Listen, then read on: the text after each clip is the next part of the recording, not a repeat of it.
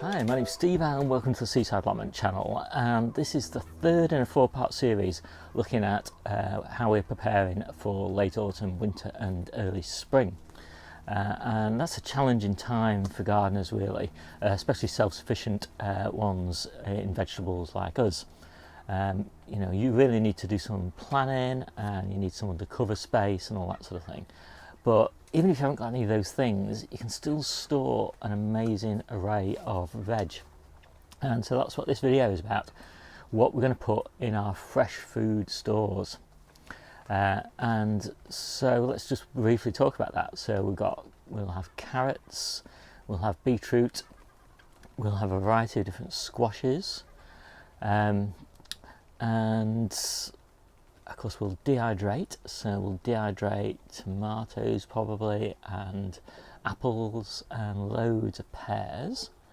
And what we're actually going to talk about in this video is we're not going to talk about all the things we're going to freeze or can or convert into cordials and syrups and those sorts of things. So that's in a separate video, all about what we'll call preserving. So this is just a fresh food store.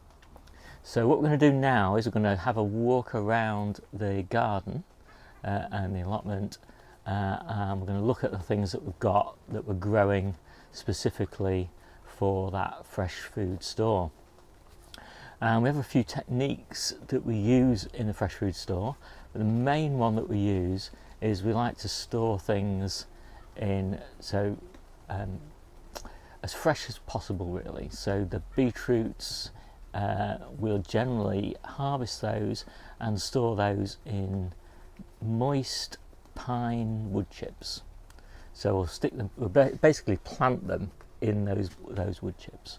You keep them slightly moist, the plants stay alive, the beetroots don't go woody, they're incredibly, in fact I often say that when we harvest the last one in sort of the end of May or something, it's in better condition coming out of those wood chips than it was when it went in sort of September, October time. It's really quite remarkable. These damp pine wood chips, the sort of thing that you use for animal bedding, so they're as cheap as chips, and they're kind of antiseptic and antifungal, and so yeah, they're just a perfect thing. Carrots, we generally like to store those either in the ground or in moist compost in containers in our shed. The onions, we just store those in a kind of fairly dry, cool place like the garage.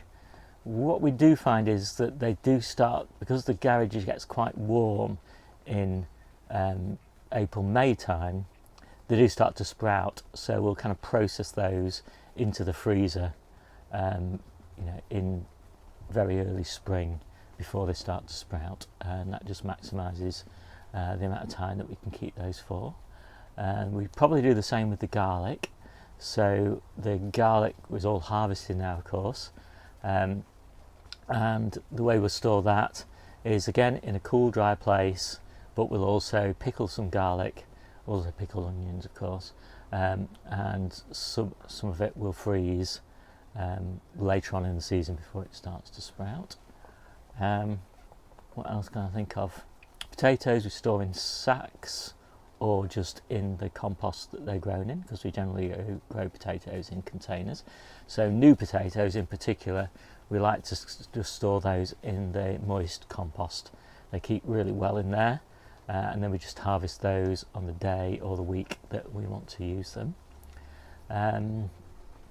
Yeah, so that's all I can think of right now, so let's just have a quick look around and see what we've got. So I'm actually still in the Polytunnel, and all the way down the front here we've got beetroot, and that is Cylindra, which is my favoured beetroot for storage. And then all the way down the back there we've got carrots, and so basically we try and squeeze in carrots and beetroot wherever we can, and we've got a huge amount of it all over the place. In the Polytunnel we've got Trumpicino, and this can be harvested immature and used like a courgette, or it can be left to mature like this one and used like a butternut squash. So of course we've got masses of onions, and this is one of 3 onion beds that we've got that we still haven't harvested, but we will be harvesting in just a few days' time. And so these will just be stored, as I mentioned, in a cool, dark, dry place. In our mini greenhouse, which we use for drying. We've got some elephant garlic here, we've got some shallots there, we've got more shallots here and all the way down here, and basically just shallots all the way down. There's shallots in here, so huge numbers of shallots, more shallots all the way down here. We've got loads of shallots still in the ground.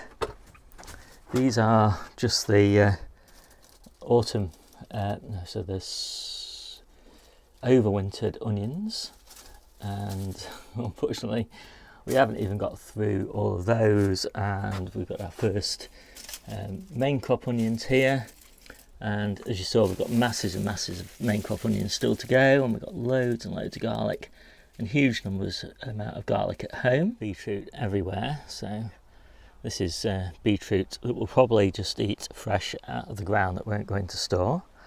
But then we've got quite a few beds of beetroot that are for our autumn harvest. There's the first and the second, the third interplanted with the kale. So we have way too many apples to eat fresh, so lots of those will be sliced and dehydrated. A few pear trees, and those will be eaten fresh and dehydrated too. Lovely red cabbages, and they can be harvested and stored in the fridge or a cool place for a couple of months. Dozens of crown prince squash, and they keep really well, and if you're in any doubt as to whether they're going to keep for one more month, just process them, roast them, stick them in the freezer.